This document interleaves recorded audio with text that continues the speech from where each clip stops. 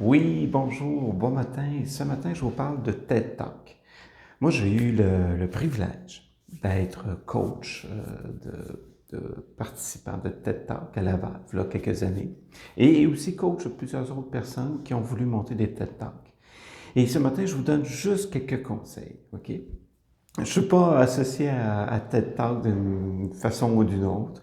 Je vous donne juste mes conseils si vous voulez monter un TED Talk.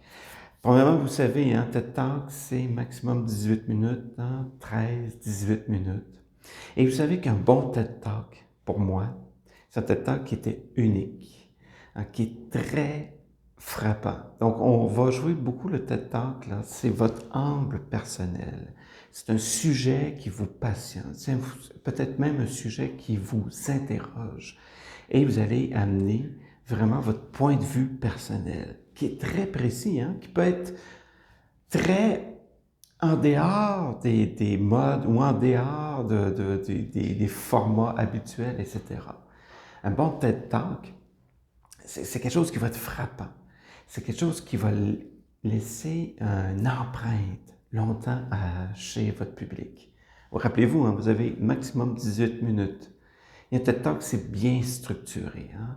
Structuré comme un peu une histoire, hein, avec une accroche, un début, un milieu et une fin. Donc, c'est vraiment ça. Jouer vraiment le côté personnel, le côté émotion. Vous pouvez même utiliser un objet. Ça, c'est très fort. Hein? Ça ancre vraiment votre sujet. C'est quand vous avez un objet. Euh, Par exemple, Bill Gates, hein, il a fait un TED Talk sur le choléra et il avait amené une cloche de verre et sous la cloche de verre, supposément, il y avait des moustiques. Et pendant sa présentation, il a levé la cloche de verre, puis les gens paniquaient un petit peu. Donc, vous pouvez utiliser un objet comme ça. Ça, c'est très intéressant. Et euh, c'est certain qu'il n'y a pas de recette miracle, hein, dans un TED Talk. Vous devez suivre le thème général. Le plus grand, moi je trouve que le plus grand défaut d'un TED Talk, c'est, par exemple, vous êtes une personnalité connue et que vous allez peut-être reprendre une conférence que vous avez déjà donnée ou vous parlez de votre parcours et vous faites juste une version condensée. C'est plus que ça, TED Talk. C'est vraiment quelque chose qui est très ciblé, qui est très personnel, qui a un angle très pointu, hein, ça s'appelle comme ça, hein, c'est vraiment hein, spreads nouvelles ideas, new ideas, de nouvelles idées. Donc pensez comme ça, pensez out of the box.